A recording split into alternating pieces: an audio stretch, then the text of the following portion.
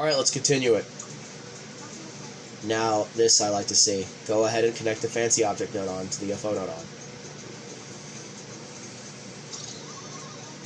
Doing so will stick the tuna to the UFO, so they move together.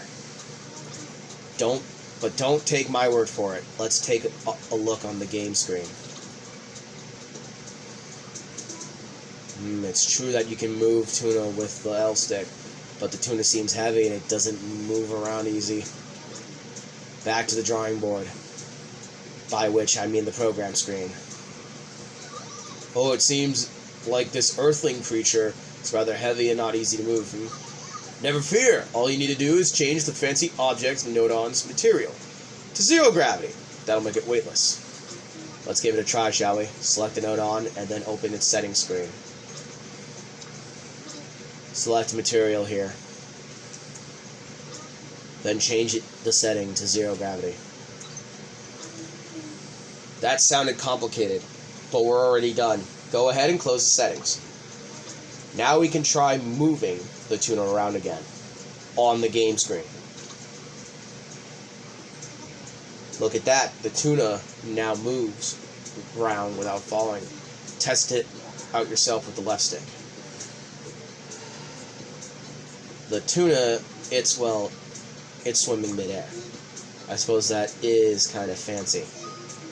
As you can see, you can connect fancy objects to the UFO node on if you want to be able to move them around freely. Once you've had your fill of the tuna, head back to the program screen.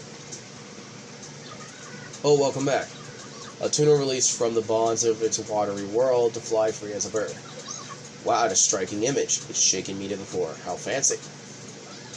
Alright, Crunch 1, you should expand the horizons of your games by connecting me to a moving object node on and UFO node. Try moving an object that strikes your fancy, the sky's the limit.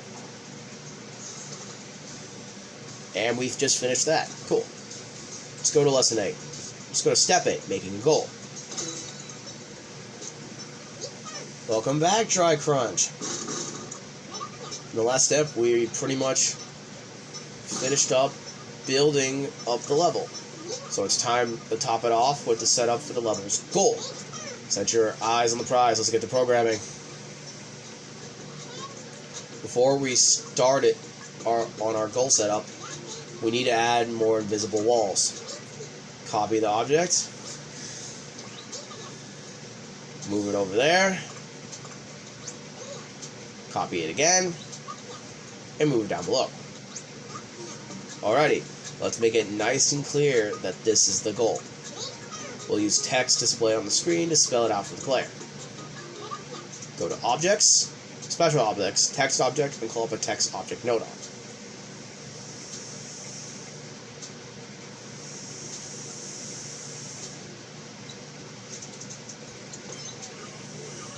Your words are the wind, carrying your thoughts to those with the power to see. We'll lay this text object node on out horizontally to display the text better. Open up the text object node on settings screen, press edit button, and then enter goal as text.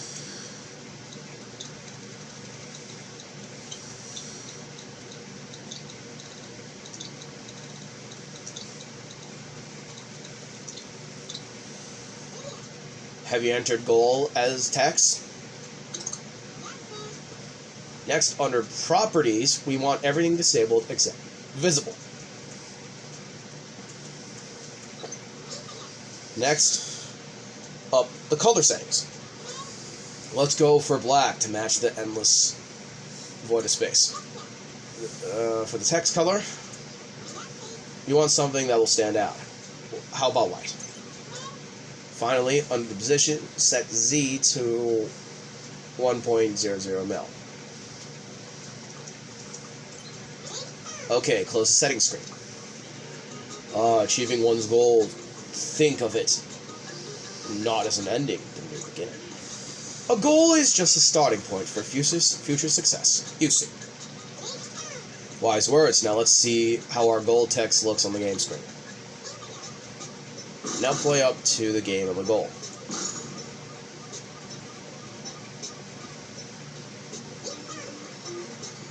And here's the goal. Alright, so now we got the location of our goal marked out. Next, we want to trigger a sequence when the player gets to the goal. After our UFO has battled its way through the long, dangerous level, a fancy end sequence is just the way to celebrate. First, for that, the first thing we need is a way to know when the UFO has reached the goal. Call up the touch sensor nodon. Go to Objects. Then Sensors. Call a touch sensor nodon from Touch Sensor. What is it? Touch sensor nodon. Ah, you're the programmer? Don't scare me like that. The rather sensitive touch sensor nodon will place a sensor on the game screen that will tell us if it's in contact with something. Let's make the touch sensor nodon tall to make sure the UFO triggers when it's traveled far enough. Next, open up the touch sensor nodon settings. Open up the checkpoint settings, yep. Enable, if any types of objects enabled here will come into contact touch sensor, the nodon will put a signal. Enable UFO only. Alrighty, close the detailed settings. Close the settings screen. Wait, that's going to be UFO crashing to be? I don't like the sound of that.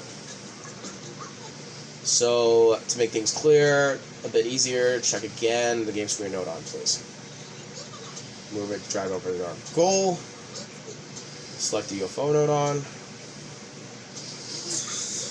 Move that over too. Let's test out our touch sensor on the game screen. The white box here is our touch sensor. When the UFO hits the sensor, that's a sign the goal has been reached. Maybe it's better if we make the white box invisible though. To the programming screen. Open up the touch sensor settings screen. Yep. Under properties, disable visible. Close the settings screen. Let's check it out.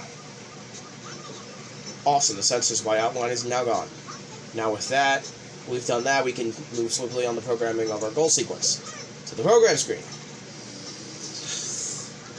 So we've reached our goal. It'd be real nifty to celebrate it with some fun sound effects, don't you think? First, go to the output, play sound effects, and call up the play sound nodon. Goal, is that a kerching or ta-da? Open up the settings screen for the play sound nodon. Open up the jingles menu. Let's go over Super Happy. Oh yes, that is a super happy jingle, alright. I'm really feeling the cheer. Now let's close the screen. Now close the settings screen. Connect the touch sensor to the play sound parts nodon. Connect the touch sensor nodon to the play sound nodon's play part. Okay, there we go. Yay, can't wait for the drop. Meep. Now a sound will play when the UFO comes into contact with the touch sensor. Next, let's call up an effect nodon to release some fireworks when we hit the goal. Go to Objects, Special Objects, Effects, and Fireworks. Then call up an effect nodon. Oh, it's Strike Front. Still building games, Yeah, I suppose when you're done making this game, you'll be telling everyone about it, making a huge fuss and whatnot. Nothing makes a fuss like fireworks, Connect the touch sensor nodon to the effect nodon, if you will.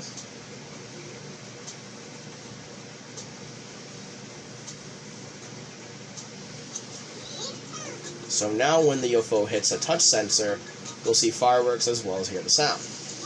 Alrighty, let's see if it's working. Why don't we saunter over to the goal? That's right, you reached the goal. Both the firework effect and the sound effect were triggered like it's supposed to. Now for the finishing touch, let's create a setup to automatically retry the game when you hit the goal. To the program screen. Go to Output, Retry and then Swap, and let's call it the retry nodon. Oh, dearie me, I wish I had a do-over for that. Oh, what's up? I was taking a little snooze earlier.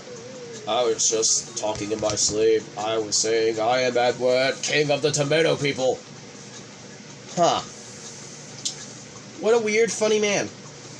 I guess with that, I will continue with this step in the next video because we hit the time for this video. Next time, we will finish the next step.